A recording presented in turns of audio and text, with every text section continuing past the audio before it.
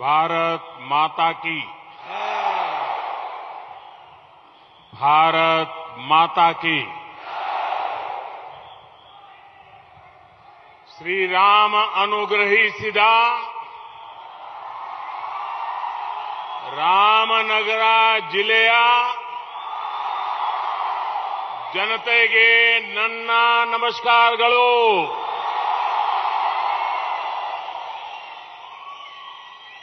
अप्रमेय स्वामी मंदिर श्री केंगल आंजनेय स्वामी मंदिर को मेरा भक्ति भाव से प्रणाम। सिद्धगंगा मठ के त्रिविधा दासोही श्री शिवकुमार स्वामी जी, आदि चुनचुनगिरी मठ के श्री बाल गंगाधर स्वामी जी का जन्म इसी पवित्र धरती पर हुआ था। मैं सभी संत जनों का वंदन करता हूं। ಅಪ್ರಮೇಯ ರಾಮ ಮಂದಿರ ಶ್ರೀ ಕೆಂಗಲ್ ಆಂಜನೇಯ ಸ್ವಾಮಿ ಮಂದಿರಕ್ಕೆ ನನ್ನ ಭಕ್ತಿಪೂರ್ವಕ ಪ್ರಣಾಮಗಳು। ಸಿದ್ಧಗಂಗಾ ಮಠದ ತ್ರಿವಿಧ ದಾಸೋಹಿ ಶ್ರೀ ಶಿವಕುಮಾರ ಸ್ವಾಮೀಜಿ, ಆದಿಚುಂಚನಗಿರಿ ಮಠದ ಶ್ರೀ ಬಾಲಗಂಗಾಧರನಾಥ ಸ್ವಾಮೀಜಿಯವರ ಜನ್ಮ ಇದೇ ಪವಿತ್ರ ಭೂಮಿಯಲ್ಲಿ ಆಗಿರುತ್ತದೆ। ನಾನು ಎಲ್ಲ ಸಂತ ಶ್ರೇಷ್ಠರಿಗೆ ವಂದನೆಯನ್ನ ಮಾಡುತ್ತೇನೆ। भाइयों और बहनों, इस बार का कर्नाटका का ये चुनाव बहुत विशेष है। ये चुनाव आने वाले 25 सालों के कर्नाटका के विकास को तय करने वाला है। ये चुनाव कर्नाटका को देश का नंबर 1 राज्य बनाने का चुनाव है। और ये महायज्ञ, ये संकल्प सिर्फ और सिर्फ बीजेपी ही पूरा कर सकती है। कांग्रेस और जेडीएस की दृष्टि में कर्नाटका सिर्फ एक एटीएम है, जबकि बीजेपी के लिए कर्नाटका देश के विकास का सबसे महत्वपूर्ण ग्रोथ इंजिन है। ಈ ಬಾರಿಯ ಕರ್ನಾಟಕದ ಚುನಾವಣೆ ಭಾರಿ ಮಹತ್ವದಾಗಿದೆ। ಈ ಚುನಾವಣೆ ಬರುವ 25 ವರ್ಷಗಳ ಕರ್ನಾಟಕದ ವಿಕಾಸವನ್ನು ನಿಶ್ಚಯ ಮಾಡಲಿದೆ। ಈ ಚುನಾವಣೆ ಕರ್ನಾಟಕವನ್ನು ದೇಶದ ನಂಬರ್ 1 ರಾಜ್ಯವನ್ನಾಗಿ ಮಾಡುವ ಚುನಾವಣೆ ಮತ್ತು ಈ ಮಹಾಯಜ್ಞವನ್ನು, ಈ ಸಂಕಲ್ಪವನ್ನು ಕೇವಲ ಬಿಜೆಪಿ ಮಾತ್ರ ಮಾಡಬಲ್ಲದು। ಕಾಂಗ್ರೆಸ್ ಮತ್ತು ಜೆಡಿಎಸ್ನ ದೃಷ್ಟಿಯಲ್ಲಿ ಕರ್ನಾಟಕ ಒಂದು ಎಟಿಎಂ ಮಾತ್ರ, ಆದರೆ ಬಿಜೆಪಿಗೆ ಕರ್ನಾಟಕ ದೇಶದ ವಿಕಾಸಕ್ಕೆ ಅತ್ಯಂತ ಪೂರ್ಣ ಅಭಿವೃದ್ಧಿಯ ಎಂಜಿನ್ आಗಿದೆ। भाइयों और बहनों, कर्नाटका ने भी लंबे दौर तक अस्थिर सरकारों का नाटक देखा है। अस्थिर सरकारों में सिर्फ और सिर्फ लूटने के लिए लड़ाई होती है, विकास नहीं होता। इस अस्थिरता के लिए सबसे बड़े जिम्मेदार कांग्रेस और जेडीएस है। ये दिखावे के लिए 2 दल है, लेकिन दिल से एक है। ये दिल्ली में साथ साथ रहते हैं, पार्लियामेंट में एक दूसरे का साथ देते हैं। ये दोनों दल परिवारवादी है। ये दोनों करप्शन को बढ़ावा देते हैं। इन दोनों दलों को अस्थिरता में अपॉर्चुनिटी दिखती है और जेडीएस तो जरा देखिए, जेडीएस तो घोषणा करके कहती है कि 15-20 सीटें मिल जाएं तो वो किंग मेकर हो जाएंगे। ऐसे स्वार्थ से एक परिवार का भला होता होगा, लेकिन कर्नाटका के लाखों परिवारों को नुकसान होता है। आप याद रखिएगा, जेडीएस को दिया एक एक वोट सीधा कांग्रेस के खाते में जाएगा, कर्नाटका में अस्थिरता लाएगा। इसलिए ई बारिया निर्धारा, ई बारिया निर्धारा ಬಹುಮತದ ಬಿಜೆಪಿ ಸರ್ಕಾರ. ಸಹೋದರ ಸಹೋದರಿಯರೇ, ಕರ್ನಾಟಕ ಬಹಳ ಕಾಲದಿಂದ ಅಸ್ಥಿರ ಸರಕಾರಗಳ ನಾಟಕ ನೋಡಿದೆ. ಅಸ್ಥಿರ ಸರಕಾರದಲ್ಲಿ ಕೇವಲ ಮತ್ತು ಕೇವಲ ಲೂಟಿಗಾಗಿ ಜಗಳ ಮಾತ್ರ ಆಗ್ತದೆ, ವಿಕಾಸ ಆಗುವುದಿಲ್ಲ. ಈ ಅಸ್ಥಿರತೆಗೆ ಕಾಂಗ್ರೆಸ್ ಮತ್ತು ಜನತಾದಳ ಹೆಚ್ಚಿನ ಜವಾಬ್ದಾರಿ ಹೊರಬೇಕಾಗಿದೆ. ಹೊರಗಿನ ನೋಟಕ್ಕಷ್ಟೇ ಇವು ಎರಡು ಪಕ್ಷಗಳು, ಆದರೆ ಒಳಗಿಂದ ಇವರು ಒಂದೇ. ಇವರು ದಿಲ್ಲಿಯಲ್ಲಿ ಜೊತೆ ಜೊತೆಯಾಗಿರುತ್ತಾರೆ, ಸಂಸತ್ತಿನಲ್ಲಿ ಒಬ್ಬರಿಗೊಬ್ಬರು ಜೊತೆ ನೀಡುತ್ತಾರೆ. ಈ ಎರಡೂ ಪಕ್ಷಗಳು ಕುಟುಂಬವಾದಿಗಳು. ಇವರಿಬ್ಬರು ಭ್ರಷ್ಟಾಚಾರಕ್ಕೆ ಬೆಂಬಲ ನೀಡುತ್ತಾರೆ. ಈ ಎರಡೂ ಪಕ್ಷಗಳಿಗೆ ಅಸ್ಥಿರತೆಯಲ್ಲಿ ಅವಕಾಶ ಕಾಣುತ್ತದೆ.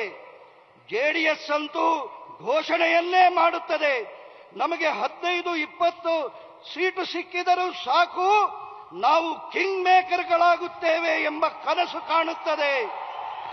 ಈ ಸ್ವಾರ್ಥದಿಂದ ಒಂದು ಕುಟುಂಬಕ್ಕಷ್ಟೇ ಲಾಭವಾಗುತ್ತದೆ, ಆದರೆ ಕರ್ನಾಟಕದ ಲಕ್ಷಾಂತರ ಕುಟುಂಬಗಳಿಗೆ ನಷ್ಟವಾಗುತ್ತದೆ. ನಾವು ನೆನಪಿನಲ್ಲಿಡಬೇಕು, ಜೆಡಿಎಸ್ಗೆ ನೀಡುವ ಒಂದೊಂದು ವೋಟು ಕಾಂಗ್ರೆಸ್ಸಿನ ಖಾತೆಗೆ ಹೋಗ್ತದೆ, ಕರ್ನಾಟಕದಲ್ಲಿ ಅಸ್ಥಿರತೆ ತರುತ್ತದೆ. ಹಾಗಾಗಿ ಈ ಬಾರಿಯ ನಿರ್ಧಾರ बीजेपी बहुमतದ सरकार। भाइयों और बहनों, जब कांग्रेस जेडीएस की सरकारें होती है तो सिर्फ कुछ विशेष परिवार फलते फूलते हैं, लेकिन बीजेपी के लिए हर परिवार इस देश का एक एक परिवार, कर्नाटका का एक एक परिवार भाजपा का अपना परिवार है। जब बीजेपी की डबल इंजन की सरकार होती है तब रामनगरा जिले के 3 लाख साथियों के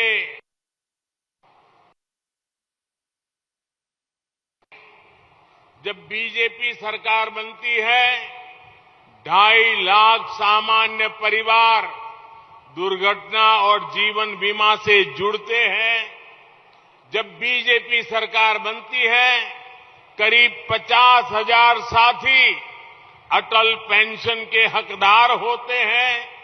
जब बीजेपी सरकार बनती है 7,000 से ज्यादा गरीब परिवारों के लिए पक्के घर स्वीकृत होते हैं।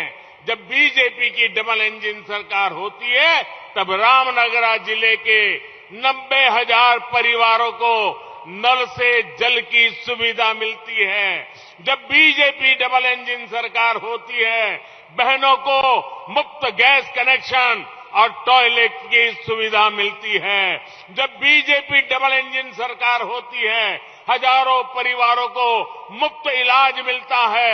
जब बीजेपी डबल इंजन सरकार होती है हजारों परिवारों को मुफ्त राशन मिलता है। जब बीजेपी सरकार होती है सबको मुफ्त कोरोना का टीका मिलता है। यानी डबल इंजन सरकार मतलब सबकी सरकार, गरीब की सेवा करने वाली सरकार, 100% लाभ देने वाली सरकार। ಸಹೋದರ ಸಹೋದರಿಯರೇ, ಯಾವಾಗೆಲ್ಲ ಕಾಂಗ್ರೆಸ್ ಜೆಡಿಎಸ್ನ ಸರ್ಕಾರ ಬರ್ತದೆ ಆವಾಗ ಕೇವಲ ಕೆಲವು ವಿಶೇಷ ಕುಟುಂಬಗಳಿಗೆ ಮಾತ್ರ ಪ್ರಯೋಜನವಾಗುತ್ತದೆ. ಆದರೆ ಬಿಜೆಪಿಗೆ ಕರ್ನಾಟಕದ ದೇಶದ ಪ್ರತಿಯೊಂದು ಕುಟುಂಬವೂ ಅದು ತನ್ನ ಕುಟುಂಬದಂತೆ.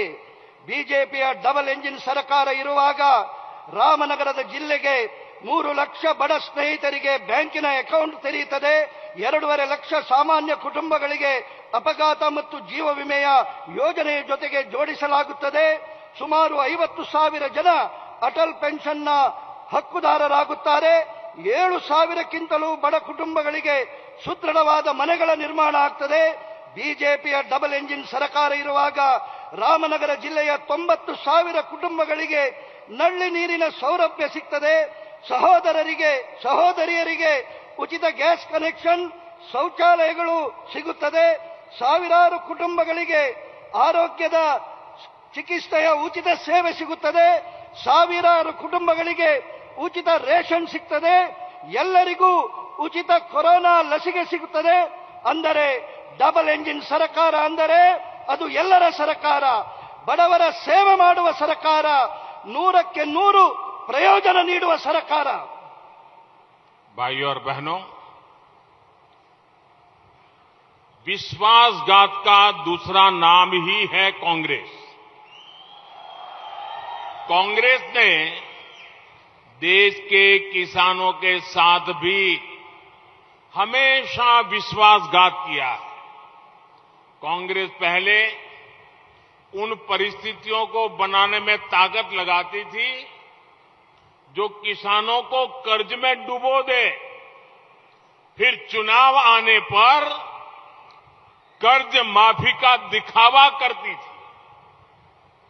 आप याद कीजिए, 2008 में चुनाव से पहले कांग्रेस ने झूठी कर्ज माफी घोषित की थी।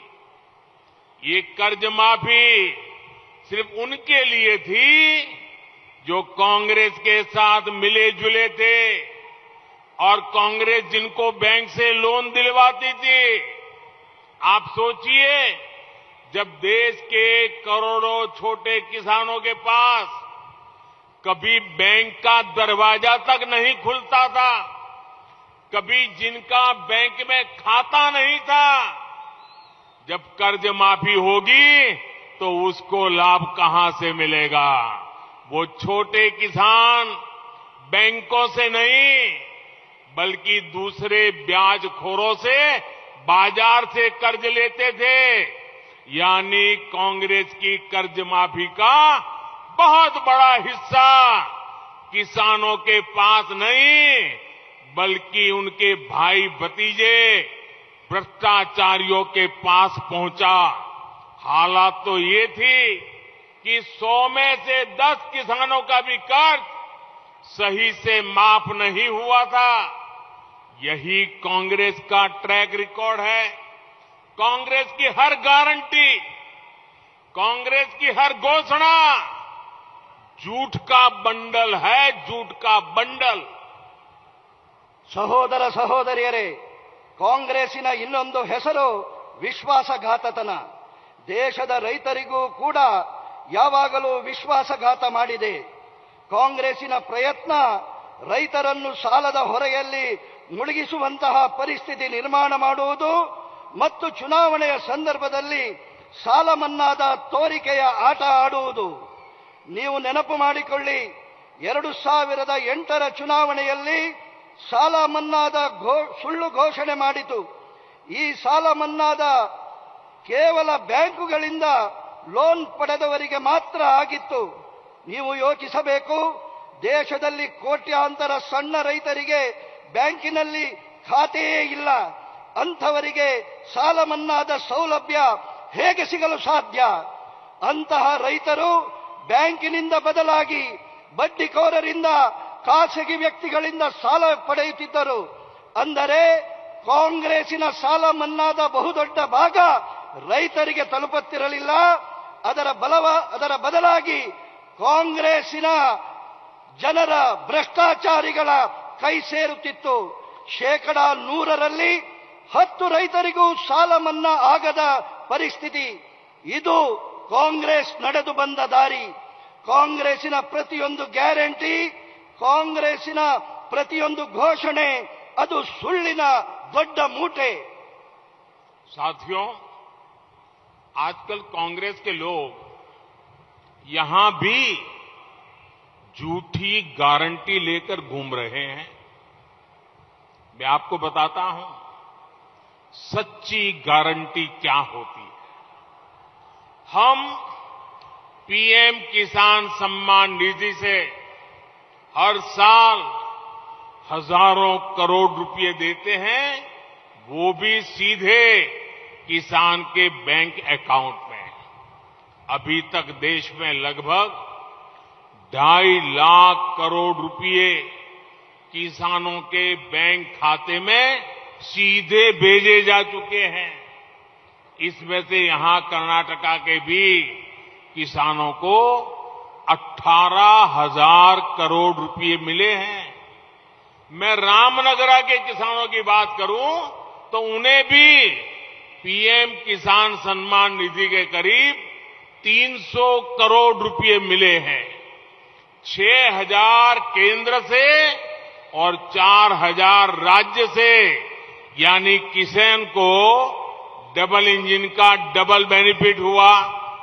ये चुनाव से पहले किया गया खेल नहीं, बल्कि वो सच्ची गारंटी है जो किसानों तक हमेशा पहुंचती है. ಸ್ನೇಹಿತರೆ, ಇತ್ತೀಚೆಗೆ ಕಾಂಗ್ರೆಸ್ಸಿನ ಜನರು ಇಲ್ಲಿಯೂ ಸುಳ್ಳಿನ ಗ್ಯಾರಂಟಿ ಹಿಡಿಕೊಂಡು ತಿರುಗಾಡುತ್ತಿದ್ದಾರೆ. ನಾನು ನಿಮಗೆ ನಿಜವಾದ ಗ್ಯಾರಂಟಿ ಹೇಳಬಯಸುತ್ತೇನೆ. ನಾವು ಪ್ರಧಾನಮಂತ್ರಿ ಕಿಸಾನ್ ಸಮ್ಮಾನ್ ನಿಧಿಯನ್ನು ಪ್ರತಿ ವರ್ಷ ಸಾವಿರಾರು ಕೋಟಿ ನೀಡುತ್ತಿದ್ದೇವೆ. ಅದು ನೇರವಾಗಿ ರೈತರ ಬ್ಯಾಂಕ್ ಅಕೌಂಟ್ಗಳಿಗೆ ಹೋಗುತ್ತಿದೆ. ಇಲ್ಲಿಯವರೆಗೆ ಸುಮಾರು 2.5 ಲಕ್ಷ ಕೋಟಿ ರೂಪಾಯಿಗಳು ರೈತರ ಅಕೌಂಟ್ಗಳಿಗೆ ಕಳಿಸಲ್ಪಟ್ಟಿದೆ. ಅದರಲ್ಲಿ ಕರ್ನಾಟಕದ ರೈತರಿಗೆ 18,000 ಕೋಟಿ ರೂಪಾಯಿಗಳು ಸಿಕ್ಕಿರುತ್ತದೆ. ನಾನು ರಾಮನಗರದ ರೈತರ ಬಗ್ಗೆ ಹೇಳುವುದಾದರೆ ಅವರಿಗೆ ಪ್ರಧಾನಮಂತ್ರಿ ಕಿಸಾನ್ ಸಮ್ಮಾನ್ ನಿಧಿಯ 300 ಕೋಟಿ ರೂಪಾಯಿಗಳು ಸಿಕ್ಕಿರುತ್ತದೆ. 6,000 ಕೇಂದ್ರದಿಂದ ಮತ್ತು 4,000 ರಾಜ್ಯದಿಂದ. ಅಂದರೆ ಡಬಲ್ ಇಂಜಿನ್ ಸರ್ಕಾರದಿಂದ ರೈತರಿಗೆ ಡಬಲ್ ಲಾಭ ಆಗಿದೆ. ಇದು ಚುನಾವಣೆಯ ಮೊದಲು ಆಡಿದ ನಾಟಕವಲ್ಲ, ಬದಲಾಗಿ ನಿಜವಾಗಿ ರೈತರಿಗೆ ತಲುಪುತ್ತಿರುವ ಗ್ಯಾರಂಟಿಯಾಗಿದೆ. साथियों, केंद्र की बीजेपी सरकार ने देश के हर गरीब को 5 लाख रुपए तक के मुफ्त इलाज की भी गारंटी दी है. यहां रामनगरा के भी 3 लाख गरीबों को आयुष्मान भारत का लाभ मिला है. अब उनके पास एक गारंटी है, वो सरकारी या प्राइवेट अस्पताल में जाकर 5 लाख रुपए तक का मुफ्त इलाज करा सकते हैं. यही होती है सच्ची गारंटी. ಸ್ನೇಹಿತರೆ, ಕೇಂದ್ರ ಸರ್ಕಾರದಿಂದ ದೇಶದ ಪ್ರತಿಯೊಬ್ಬ ಬಡವನಿಗೂ 5 ಲಕ್ಷ ರೂಪಾಯಿಯವರೆಗೆ ಉಚಿತ ಚಿಕಿತ್ಸೆಯ ಗ್ಯಾರಂಟಿ ಇದೆ. ಇಲ್ಲಿ ರಾಮನಗರದಲ್ಲಿಯೂ 3 ಲಕ್ಷ ಬಡಜನರಿಗೆ ಆಯುಷ್ಮಾನ್ ಭಾರತದ ಲಾಭ ಸಿಕ್ಕಿದೆ. ಅವರ ಬಳಿ ಸರ್ಕಾರಿ ಅಥವಾ ಖಾಸಗಿ ಆಸ್ಪತ್ರೆಗಳಿಗೆ ಹೋಗಿ 5 ಲಕ್ಷ ರೂಪಾಯಿಯವರೆಗೆ ಉಚಿತ ಚಿಕಿತ್ಸೆ ಪಡೆಯುವಂತಹ ಸಾಧ್ಯತೆ ಇದೆ. ಇದು ನಿಜವಾದ ಗ್ಯಾರಂಟಿ. साथियों, हमारा ये स्थान रेशमे नाडु है.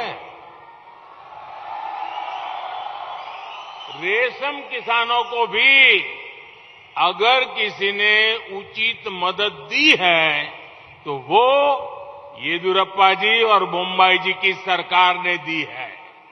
हमारी सरकार यहां सिल्क किसानों के प्रति टन 10,000 रुपए की मदद दे रही है. अच्छी क्वालिटी के सिल्क के उत्पादन के लिए भी उन्हें जरूरी मदद और प्रोत्साहन दिया जा रहा है। इससे उनकी आय बढ़ने में भी मदद हुई है। बीजेपी सरकार के प्रयासों से आज देश का सिल्क एक्सपोर्ट बढ़ा है और इसका भी बड़ा लाभ सिल्क किसानों को हुआ है। ಸ್ನೇಹಿತರೆ, ಇದು ರೇಷ್ಮೆಯ ನಾಡು. ರೇಷ್ಮೆಯ ರೈತರಿಗೆ ಯಾವುದಾದರೂ ಸರ್ಕಾರ ಉಚಿತ ಸಹಾಯ ನೀಡಿದ್ದರೆ ಅದು ಯಡಿಯೂರಪ್ಪನವರ ಮತ್ತು ಬೊಮ್ಮಾಯಿಯವರ ಸರ್ಕಾರ. ನಮ್ಮ ಸರ್ಕಾರ ರೇಷ್ಮೆಯ ರೈತರಿಗೆ ಪ್ರತಿ ಟನ್ಗೆ 10,000 ರೂಪಾಯಿಗಳ ಸಹಾಯ ನೀಡುತ್ತದೆ. ಒಳ್ಳೆಯ ಗುಣಮಟ್ಟದ ರೇಷ್ಮೆ ಉತ್ಪಾದನೆ ಮಾಡುವವರಿಗೂ ಅಗತ್ಯದ ಸಹಾಯ ಮತ್ತು ಪ್ರೋತ್ಸಾಹ ನೀಡಿದೆ. ಇದರಿಂದ ಅವರ ಆದಾಯ ಹೆಚ್ಚಳವಾಗಿದೆ. ಬಿಜೆಪಿ ಸರ್ಕಾರದ ಪ್ರಯತ್ನದಿಂದಾಗಿ ದೇಶದ ರೇಷ್ಮೆಯ ರಫ್ತು ಹೆಚ್ಚಾಗಿದೆ ಮತ್ತು ಇದರಿಂದಲೂ ದೊಡ್ಡ ಲಾಭ ರೇಷ್ಮೆಯ ರೈತರಿಗೆ ಸಿಕ್ಕಿದೆ. देवी और सज्जनों, आज कांग्रेस की अपनी वारंटी खत्म हो चुकी है। इसलिए उसकी हर गारंटी झूठी ही होगी। इसकी एक और सच्चाई मैं आपको बताता हूं। अभी ताजा उदाहरण हिमाचल का है। वहां की बहनों को इन्होंने गारंटी दी कि पहली कैबिनेट बैठक में ही घर की हर महिला को 1,500 रुपये देंगे। सरकार बनी तो कांग्रेस ने हिमाचल की बहनों से विश्वासघात कर दिया। वो आज तक पैसों का इंतजार कर रही है। ಸಹೋದರ ಸಹೋದರಿಯರೇ, ಇವತ್ತು ಕಾಂಗ್ರೆಸ್ಸಿನ ವಾರಂಟಿ ಮುಗಿದಿದೆ. ಈ ಕಾರಣಕ್ಕಾಗಿ ಅದರ ಪ್ರತಿಯೊಂದು ಗ್ಯಾರಂಟಿ ಸುಳ್ಳಿನದಾಗಿದೆ. ಇದರ ಇನ್ನೊಂದು ಸತ್ಯವನ್ನ ನಿಮಗೆ ಹೇಳುತ್ತೇನೆ. ಇತ್ತೀಚಿನ ತಾಜಾ ಉದಾಹರಣೆ ಹಿಮಾಚಲ ಪ್ರದೇಶದ್ದು. ಅಲ್ಲಿ ಸಹೋದರಿಯರಿಗೆ ಗ್ಯಾರಂಟಿ ಕೊಟ್ಟಿದ್ದರು. ಮೊದಲನೆಯ ಸಚಿವ ಸಂಪುಟ ಸಭೆಯಲ್ಲಿಯೇ ಮನೆಯ ಪ್ರತಿ ಮಹಿಳೆಯರಿಗೆ 1,000 ರೂಪಾಯಿ ನೀಡುತ್ತೇವೆ ಎಂದು ಗ್ಯಾರಂಟಿಯನ್ನು ಕೊಟ್ಟಿದ್ದರು. ಸರ್ಕಾರ ಆಯಿತು. ಆದರೆ ಹಿಮಾಚಲ ಪ್ರದೇಶದ ಸಹೋದರಿಯರಿಗೆ ಕಾಂಗ್ರೆಸ್ ವಿಶ್ವಾಸಘಾತ ಮಾಡಿದೆ. ಇವತ್ತಿನವರೆಗೂ ಈ ಹಣಕ್ಕಾಗಿ ಅಲ್ಲಿಯ ಸಹೋದರಿಯರು ಕಾತರದಿಂದ ಕಾಯುತ್ತಿದ್ದಾರೆ. साथियों, हिमाचल में दी हुई अपनी गारंटी कांग्रेस सरकार में आने के बाद भूल गई। और जानते हैं कांग्रेस ने पहली कैबिनेट में क्या किया? डीजल के दाम बढ़ा दिए और बीजेपी की सरकार की कई योजनाओं बंद कर दिया। और यही कांग्रेस का असली चेहरा है। ಹಿಮಾಚಲದಲ್ಲಿ ನೀಡಿದ ಗ್ಯಾರಂಟಿಯನ್ನ ಕಾಂಗ್ರೆಸ್ ಸರ್ಕಾರ ಬಂದ ಮೇಲೆ ಮರೆತು ಬಿಟ್ಟಿದೆ. ಮತ್ತು ಕಾಂಗ್ರೆಸ್ ತಮ್ಮ ಮೊದಲ ಸಂಪುಟ ಸಭೆಯಲ್ಲಿ ಏನು ಮಾಡಿದರು ಗೊತ್ತೇ? ಡೀಸೆಲ್ನ ಬೆಲೆ ಏರಿಕೆ ಮಾಡಿದ್ದು ಮತ್ತು ಬಿಜೆಪಿ ಸರ್ಕಾರದ ಜನಪರ ಯೋಜನೆಗಳನ್ನು ರದ್ದು ಮಾಡಿದ್ದು. ಇದು ನಿಜವಾದ ಕಾಂಗ್ರೆಸ್ಸಿನ ಮುಖವಾಡ. साथियों, कांग्रेस की नीति ही रिवर्स गियर की है। सरकार में आने के बाद कांग्रेस गरीबों की जो योजनाएं बीजेपी ने शुरू की होती हैं वो भी बंद कर देती है। कर्नाटक के मेरे भाइयों और बहनों, आप याद रखिए, बीजेपी के सरकार के अच्छे फैसले पर, हर बड़े फैसले पर कांग्रेस रिवर्स गियर लगा देगी और जेडीएस कांग्रेस की बी टीम की तरफ उसकी हर बात मान भी लेगी। इसलिए कर्नाटका के लोगों को कांग्रेस और जेडीएस दोनों से सतर्क रहना है। अब कर्नाटका रिवर्स गियर में नहीं जा सकती। अब कर्नाटका को डबल इंजन की डबल शक्ति से ही आगे बढ़ाना है। ಕಾಂಗ್ರೆಸ್ಸಿನ ನೀತಿಗಳೇ ರಿವರ್ಸ್ ಗೇರಿನದ್ದಾಗಿದೆ. ಸರ್ಕಾರ ರಚನೆ ಮಾಡಿದ ಮೇಲೆ ಬಡವರ ಪರವಾಗಿ ಪ್ರಾರಂಭ ಮಾಡಿದ ಬಿಜೆಪಿಯ ಯೋಜನೆಗಳು ಬಂದ್ ಮಾಡುತ್ತದೆ.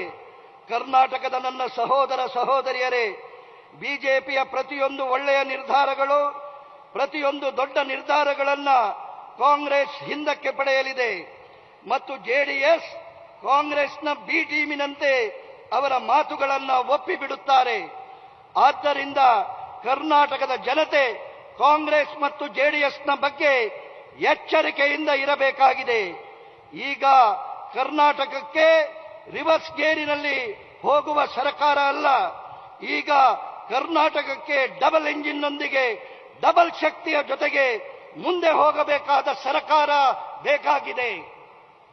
भाइयों और बहनों, बीजेपी ने हमेशा युवा हितों को, नौजवान के लेने अवसरों को सर्वोपरि रखा है.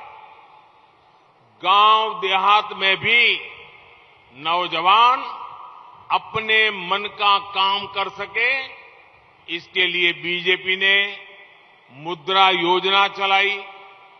हमने मुद्रा योजना के तहत युवाओं को पूरे देश में 20 लाख करोड़ रुपए से अधिक दिए हैं. मुद्रा के करीब 7 लाख लाभार्थी तो ये रामनगरा जिले के ही है. रामनगरा के नौजवानों को मुद्रा योजना के तहत 3000 करोड़ रुपए से अधिक की मदद मिली है.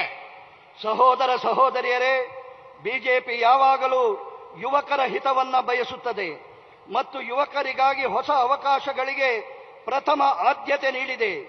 ಗ್ರಾಮಗಳಲ್ಲಿಯೂ ಯುವಕರು ತಮ್ಮ ಮನಸ್ಸಿನ ಇಚ್ಛೆಯ ಕೆಲಸ ಮಾಡಲು ಬಿಜೆಪಿ ಮುದ್ರಾ ಯೋಜನೆಯನ್ನ ತಂದಿದೆ. ನಾವು ಮುದ್ರಾ ಯೋಜನೆಯ ಅಡಿಯಲ್ಲಿ ಯುವಕರಿಗಾಗಿ ದೇಶದಲ್ಲಿ 20 ಲಕ್ಷ ಕೋಟಿಗಿಂತಲೂ ಅಧಿಕ ಹಣವನ್ನ ನೀಡಿದ್ದೇವೆ. ಮುದ್ರಾ ಯೋಜನೆಯ ಸುಮಾರು 7 ಲಕ್ಷ ಲಾಭಾರ್ಥಿಗಳು ಈ ರಾಮನಗರದ ಜಿಲ್ಲೆಯಲ್ಲಿ ಇದ್ದಾರೆ. ರಾಮನಗರದ ಯುವಕರಿಗೆ 3,000 ಕೋಟಿಗಿಂತಲೂ अधिक सहाय ನೀಡಿದೆ. भाइयों और बहनों, चन्नापटना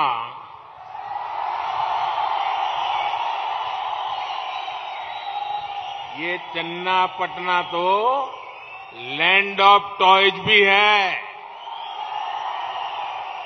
लेकिन कांग्रेस ने हमारे इस परंपरागत खिलौने उद्योग को भी बर्बाद कर दिया.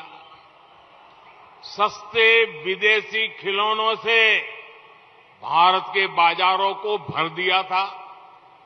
मुझे याद है, मैंने मन की बात में चन्नापटना के टॉयज हब, हमारे कुशल कारीगरों की बात की थी. मैंने देशवासियों से भारतीय खिलौनों को खरीदने का आह्वान किया था. मुझे बताते हुए गर्व है कि ऐसे प्रयासों से विदेशी खिलौनों के आयात में 70% कमी आई है. वहीं भारतीय खिलौनों का निर्यात में इतनी ही वृद्धि हुई है. आज हजारों करोड़ रुपए का खिलौनों का एक्सपोर्ट हम कर रहे हैं. इससे रामनगरा टॉयज उद्योग को भी बहुत लाभ हुआ है. ಸಹೋದರ ಸಹೋದರಿಯರೇ, ಚನ್ನಪಟ್ಟಣ ಇದು ಗೊಂಬೆಗಳ ನಾಡು. ಆದರೆ ಕಾಂಗ್ರೆಸ್ ನಮ್ಮ ಇಲ್ಲಿಯ ಪರಂಪರಾನುಗತ ಗೊಂಬೆಗಳ ಉದ್ಯೋಗವನ್ನು ನಾಶ ಮಾಡಿತ್ತು. ಕಡಿಮೆ ಬೆಲೆಯ ವಿದೇಶಿ ಬೊಂಬೆಗಳಿಂದ ಭಾರತದ ಮಾರುಕಟ್ಟೆಯನ್ನ ತುಂಬಿಸಿತ್ತು. ನನಗೆ ನೆನಪಿದೆ, ನಾನು ಮನದ ಮಾತು ಮನ್ ಕಿ ಬಾತ್ ಕಾರ್ಯಕ್ರಮದಲ್ಲಿ ಚನ್ನಪಟ್ಟಣದ ಬೊಂಬೆಗಳ ನಾಡಿನ ಮತ್ತು ಇಲ್ಲಿಯ ಕುಶಲಕರ್ಮಿಗಳ ಬಗ್ಗೆ ಮಾತನಾಡಿದ್ದೆ. ನಾನು ದೇಶದ ಪ್ರಜೆಗಳಲ್ಲಿ ಭಾರತೀಯ ಬೊಂಬೆಗಳನ್ನ ಕೊಳ್ಳುವಂತೆ ಆಹ್ವಾನ ನೀಡಿದ್ದೆ. ನನಗೆ ಹೇಳಲು ಹೆಮ್ಮೆ ಅನಿಸುತ್ತದೆ, ಈ ಪ್ರಯತ್ನದ ಕಾರಣಕ್ಕಾಗಿ ವಿದೇಶಿ ಬೊಂಬೆಗಳ ಆಮದು 70% ಕಡಿಮೆಯಾಗಿದೆ. ಅದರ ಜೊತೆಗೆ ಭಾರತದ ಬೊಂಬೆಗಳ ರಫ್ತು ಅಷ್ಟೇ ಪ್ರಮಾಣದಲ್ಲಿ ವೃದ್ಧಿಯಾಗಿದೆ. ಇವತ್ತು ಸಾವಿರಾರು ಕೋಟಿ ರೂಪಾಯಿಗಳ ಬೊಂಬೆ ರಫ್ತು ಮಾಡುತ್ತಿದ್ದೇವೆ. ಇದರಿಂದಾಗಿ ರಾಮನಗರದ ಬೊಂಬೆಗಳ ಉದ್ಯೋಗಕ್ಕೆ ತುಂಬಾ ಲಾಭವಾಗಿದೆ. भाइयों और बहनों, बीजेपी की डबल इंजन सरकार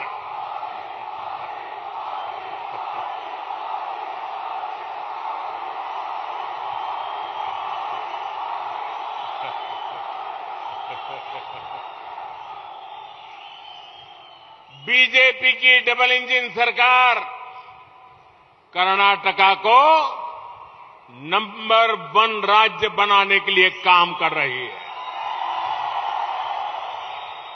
बेंगलुरु मैसूरू एक्सप्रेस वे हो या फिर वंदे भारत ट्रेन, ये बीजेपी के सरकार के प्रयासों का प्रमाण है.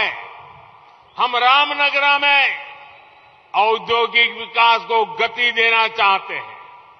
यहां के युवाओं को रोजगार के ज्यादा से ज्यादा अवसर देना चाहते हैं. इसके लिए कर्नाटका में डबल इंजन सरकार जरूरी है. ಸಹೋದರ ಸಹೋದರಿಯರೇ, ಬಿಜೆಪಿಯ ಡಬಲ್ ಎಂಜಿನ್ ಸರ್ಕಾರ ಕರ್ನಾಟಕವನ್ನು ದೇಶದ ನಂಬರ್ 1 ರಾಜ್ಯ ಮಾಡಲು ಕಾರ್ಯನಿರ್ವಹಿಸುತ್ತಿದೆ. ಬೆಂಗಳೂರು ಮೈಸೂರು ಎಕ್ಸ್ಪ್ರೆಸ್ ಹೆದ್ದಾರಿ ಅಥವಾ ವಂದೇ ಮಾತರಂ ರೈಲು ಇದು ಬಿಜೆಪಿಯ ಸರ್ಕಾರಗಳ ಪ್ರಯತ್ನದ ಪ್ರಮಾಣವಾಗಿದೆ. ನಾವು ರಾಮನಗರದಲ್ಲಿ ಔದ್ಯೋಗಿಕ ವಿಕಾಸದ ವೇಗವನ್ನು ನೀಡಲು ಇಚ್ಛೆ ಪಡುತ್ತೇವೆ. ರಾಮನಗರದ ಯುವಕರಿಗೆ ಹೆಚ್ಚು ಉದ್ಯೋಗ ಅವಕಾಶ ನೀಡ ಬಯಸುತ್ತೇವೆ. ಇದಕ್ಕಾಗಿ ಕರ್ನಾಟಕದಲ್ಲಿ ಡಬಲ್ ಎಂಜಿನ್ ಸರ್ಕಾರದ ಅಗತ್ಯವಿದೆ.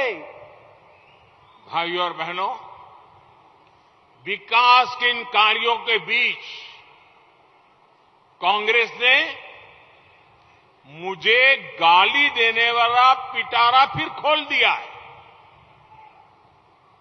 ये कांग्रेस के लोग कभी मेरी कब्र खोदना चाहते हैं, कभी मुझे सांप बुलाते हैं. सांप तो भगवान शिव की माला है. मेरे शिव तो आप हैं, जनता जनार्दन है. इसलिए इनकी इस गाली को भी मैं सिर माथे पर लेता हूं. ये गाली देते रहे, लेकिन आपको याद रखना है, ಈ ಬಾರಿಯ ನಿರ್ಧಾರ ಬಹುಮತದ बीजेपी सरकार. और मैं देख रहा हूं कांग्रेस के नेताओं में गाली देने की स्पर्धा चल रही है. मैंने आज ही मन की बात की सेंचुरी पूरी की है. मुझे लगता है कांग्रेस गाली देने की सेंचुरी इसी चुनाव में लगा देगी, ऐसा लगता है. 10 मई को चुनाव होने वाला है. आप सबसे मेरा आग्रह है, हर पोलिंग बूथ में हर घर जाइए, हर मतदाता को मिलिए. मिलेंगे ना? घर घर जाएंगे, बताएंगे लोगों को भाजपा को डबल इंजन सरकार बनाने के लिए मत देने के लिए कहेंगे. आप जब लोगों के घर जाएंगे तो मेरी एक बात बताएंगे? बताएंगे? जरा हाथ ऊपर करके बोलिए तो पता चले. आप एक एक व्यक्ति को मिलकर के मेरा एक काम करोगे? हाथ ऊंचा करके बताइए, करोगे? मेरा पर्सनल काम है, करोगे? चुनाव है तो भी करना पड़ेगा, करोगे? पक्का करोगे? देखिए, यहां से जब जाएंगे तो 10 तारीख तक जिस जिसको मिलेंगे सबको बताना, ये हमारे प्रधान सेवक मोदी दिल्ली से आए थे, चन्नापटना आए थे और उन्होंने आपको नमस्कार कहा है, आपको प्रणाम भेजा है। क्या ये आप कहेंगे? घर घर जाकर के मेरा नमस्कार पहुंचाएंगे, हर किसी को मेरा प्रणाम पहुंचाएंगे, माताओं बहनों से आशीर्वाद लेंगे, बुजुर्गों से आशीर्वाद लेंगे। ये कर्नाटका के रामनगरा के लोगों का आशीर्वाद मुझे नई ताकत देगा, नई ऊर्जा देगा, देश के लिए काम करने के लिए मुझे दौड़ने की ताकत दे देगा। इसलिए आपसे मेरी प्रार्थना है, घर घर जाइए और सबको बताइए मोदी जी ने आपको प्रणाम भेजा है। ಸಹೋದರ ಸಹೋದರಿಯರೇ, ವಿಕಾಸದ ಈ ಕಾರ್ಯಗಳ ನಡುವೆ ಕಾಂಗ್ರೆಸ್ ನನ್ನ ಬಗ್ಗೆ ಅವಹೇಳನದ ಮಾತುಗಳ ಪೆಟ್ಟಿಗೆ ತೆರೆದಿದೆ. ಒಮ್ಮೆ ನನ್ನ ಗೋರಿಯನ್ನು ತೋಡಲು ಬಯಸಿದರೆ ಇನ್ನೊಮ್ಮೆ ನನ್ನನ್ನು ಸರ್ಪವೆಂದು ಕರೆಯುತ್ತಾರೆ. ಸರ್ಪ ಭಗವಾನ್ ಶಿವನ ಕೊರಳ ಮಾಲೆಯಾಗಿದೆ. ನನ್ನ ಈಶ್ವರ ಸ್ವರೂಪಿಗಳು ನೀವು ಜನತಾ ಜನಾರ್ದನರು. ಹಾಗಾಗಿ ಅವರ ಅವಹೇಳನದ ಮಾತುಗಳನ್ನ ಶಿರಧಾರಣೆ ಮಾಡಿ ನಿಮ್ಮ ಬಗ್ಗೆ ಸತತವಾಗಿ ನಿರಂತರವಾಗಿ ಕೆಲಸ ಮಾಡುತ್ತಾ ಹೋಗುತ್ತೇನೆ. ಅವರು ಬೈಯುತ್ತಾರೆ, ನಾನು ಕೆಲಸ ಮಾಡುತ್ತೇನೆ. ಆದರೆ ನೀವು ನೆನಪಿಡಬೇಕಾಗಿದೆ, ನಾನು ಇವತ್ತು ಮನ್ ಕಿ ಬಾತ್ನ 100ನೇ ಅಧ್ಯಾಯವನ್ನ ಜನರೊಂದಿಗೆ ಮಾತನಾಡಿದ್ದರೆ ಕಾಂಗ್ರೆಸ್ಸಿನೊಳಗೆ ಸ್ಪರ್ಧೆ ಏರಿದೆ. ಯಾರು ಯಾವಾಗ 100 ಅವಹೇಳನದ ಮಾತುಗಳನ್ನ ಆಡುವುದರ ಬಗ್ಗೆ ಅವರೊಳಗೆ ಸ್ಪರ್ಧೆ ಇದೆ. ನಾನು ನಿಮ್ಮಲ್ಲಿ ವೈಯಕ್ತಿಕವಾದ ಒಂದು ಕೆಲಸವನ್ನ ನಿಮ್ಮಿಂದ ಚನ್ನಪಟ್ಟಣದ ಕರ್ನಾಟಕದ ಜನತೆಗೆ ಹೇಳಬಯಸುತ್ತೇನೆ. ನೀವು ಹೇಳಬೇಕು, ದೇಶದ ಪ್ರಧಾನಮಂತ್ರಿಗಳು ಚನ್ನಪಟ್ಟಣಕ್ಕೆ ಬಂದಿದ್ರು, ಅವರು ಹೇಳಿದ್ದಾರೆ, ಅವರ ನಮಸ್ಕಾರವನ್ನ ತಿಳಿಸಿದ್ದಾರೆ.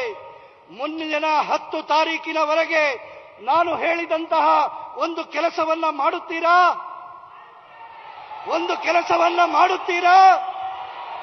ಪ್ರತಿ ಮನೆಗೆ ಹೋಗಬೇಕು, ತಾಯಂದಿರನ್ನ ಮಾತನಾಡಿಸಬೇಕು, ಹಿರಿಯರ ಆಶೀರ್ವಾದ ಪಡಿಬೇಕು, ಭಾರತೀಯ ಜನತಾ ಪಾರ್ಟಿಯನ್ನ ಗೆಲ್ಲಿಸಬೇಕು. ಮತ್ತೊಮ್ಮೆ ಹೇಳಲಿಕ್ಕೆ ಬಯಸುತ್ತೇನೆ, ನಮ್ಮೆಲ್ಲರ ನಿರ್ಧಾರ ಬಿಜೆಪಿಯ ಬಹುಮತದ ಸರ್ಕಾರ. ಎಲ್ಲರಿಗೂ ಮತ್ತೊಮ್ಮೆ ನಮ್ರ ನಮಸ್ಕಾರಗಳು, ಧನ್ಯವಾದಗಳು. मेरे साथ बोलिए, भारत माता की जय। आवाज कर्नाटका के हर कोने में पहुंचनी चाहिए। पूरी ताकत से बोलिए, भारत माता की जय, भारत माता की जय, भारत माता की जय। वंदे वंदे मातरम, वंदे वंदे मातरम, वंदे मातरम, वंदे मातरम। वंदे वंदे वंदे